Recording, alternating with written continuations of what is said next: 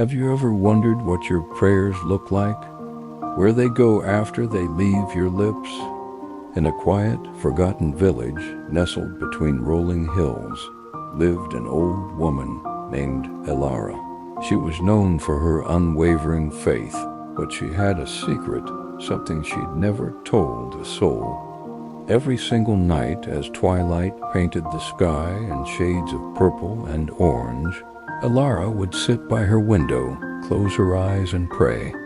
She prayed for the health of her neighbors, for the harvest to be plentiful, for children's laughter to never fade, and for peace in a world that seemed to have so little of it. And as each prayer left her heart, something magical would happen.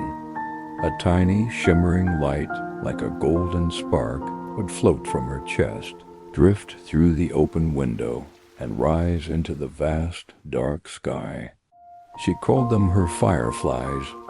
Night after night, she'd watch them, dozens, sometimes hundreds of them, each one a whispered hope, a silent plea, a heartfelt thank you. They would dance and swirl, creating a breathtaking constellation of her own making before fading into the starlight.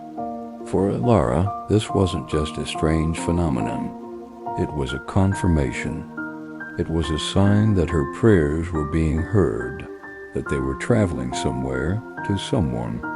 This beautiful secret ritual was the anchor of her life, a quiet conversation between her and the divine. She saw the prayer for Mrs. Gable's recovery from sickness ascend as a particularly bright, steady light.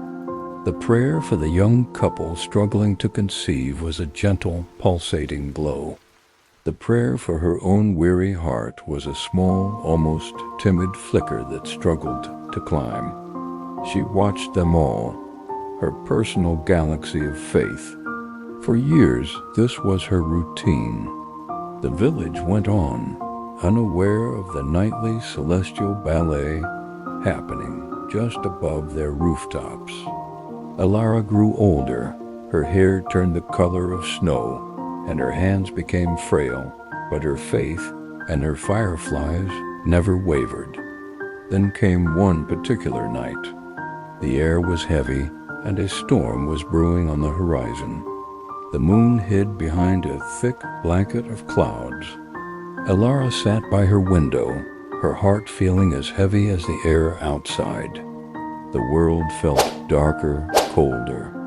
She began to pray, not with her usual gentle hope, but with a deep, aching loneliness. She prayed for a sign, a real sign, something more than her beautiful, silent lights. She asked, "Are you really there? Do you see me?" As she spoke, her fireflies began to rise, but tonight they behaved differently. Instead of scattering and fading into the darkness, they began to gather. One by one, they congregated in the sky directly before her window. More and more joined, hundreds of them drawn together by an unseen force. They swirled and coalesced, their individual lights merging into a brilliant, glowing mass. Elara leaned forward, her breath catching in her throat. The lights were moving, arranging themselves. Slowly, deliberately, the swarm of prayer fireflies began to form letters. It was a language of light, written against the canvas of the stormy night sky. Her heart pounded in her chest as she read the shimmering celestial message. It didn't say, "I am here" or "I see you." The message they formed was one she never ever could have predicted. The glowing words spelled out, "We hear you. Keep praying for use." A gasp escaped Elara's lips. It wasn't a message asterisk from asterisk God. It was a message asterisk from the prayers themselves asterisk. From the hopes, the dreams, the pleas of everyone she had ever prayed for. Her prayer for Mrs. Gable, for the young couple, for the entire village. They were all up there, living, breathing entities of light. They weren't just being heard. They were being sustained by her faith. They were asking her not to give up on them. In that moment, Ilara understood. Her prayers weren't just messages sent away. They were beacons of hope she was actively keeping alive in the world. Her faith wasn't just a personal comfort. It was a force, a light in the darkness for others, in ways she could never have imagined. The loneliness vanished, replaced by a profound, humbling sense of purpose.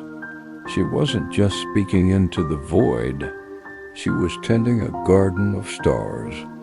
This story is a reminder that our faith, our hope, our words of love and encouragement are more powerful than we know. They don't just disappear, they become lights in someone else's darkness.